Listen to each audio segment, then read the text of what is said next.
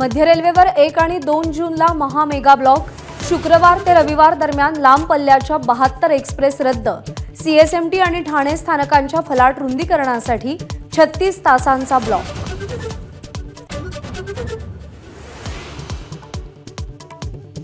दोन गाड्यांमध्ये रेस लावल्यामुळे पुण्यातला अपघात। नाना पटोलेंचा गंभीर आरोप। एका गाडीत आमदाराचा मुलगा असल्याचाही दावा।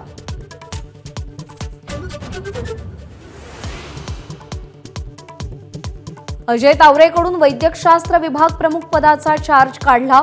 ब्लड सॅम्पल फेरफार प्रकरणात कारवाई। आरोपी अतुल घटकांबळेचं निलंबन।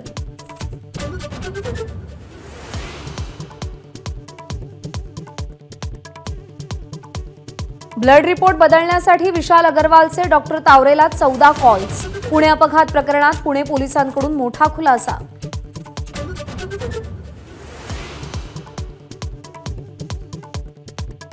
दोन 2018 सालच्या प्रसूती प्रकरणातही अजय तावरेकडून चुकीचा रिपोर्ट। मुलानी आणि शेख कुटुंबाचा आरोप। तावरेचे अनेक कारनामे बाहेर यायला सुरुवात।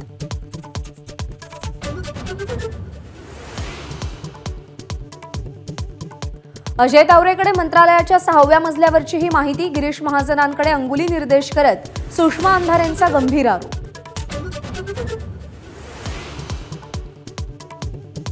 पुणे प्रकरणातला आरोपी कुणीही असला तरी कडक कारवाई करा। मुख्यमंत्र्यांचे पुणे पोलीस आयुक्तांना आदेश। अजित पवारांनीही सुनील टिंगरेंची कानउघाडणी केल्याची माहिती।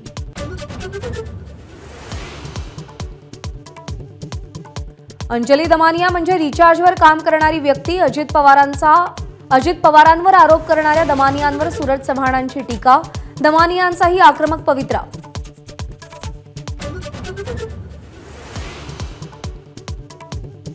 मॉर्निंग वॉकसाठी गेलेल्या महिलेला कारनं उडवलं। 7 मे रोजीची नागपूरमधली घटना।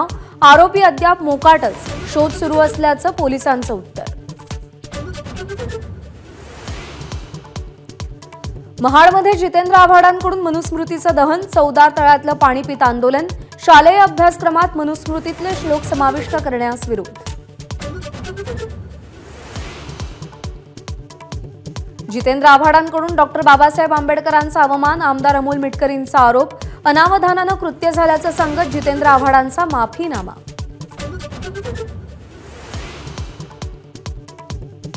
मुख्यमंत्री शिंदेंकडून खासदार संजय राऊतांना मानहानीची नोटीस। 3 दिवसात माफी मागण्याची मागणी। सामनातल्या लेखाप्रकरणी मुख्यमंत्र्यांकडून कायदेशीर पाऊल।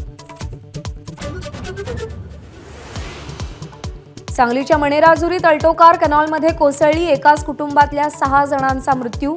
वाढदिवसाच्या कार्यक्रमानंतर घरी परतत असताना काळाचा घाला।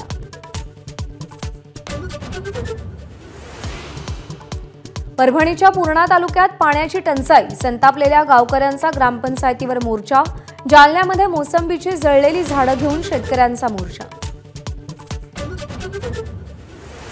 15 जूनपर्यंत मान्सून संपूर्ण महाराष्ट्र व्यापणार। हवामान विभागाचा अंदाज। यावर्षी सरासरीपेक्षा 106% अधिक पाऊस पडण्याची शक्यता।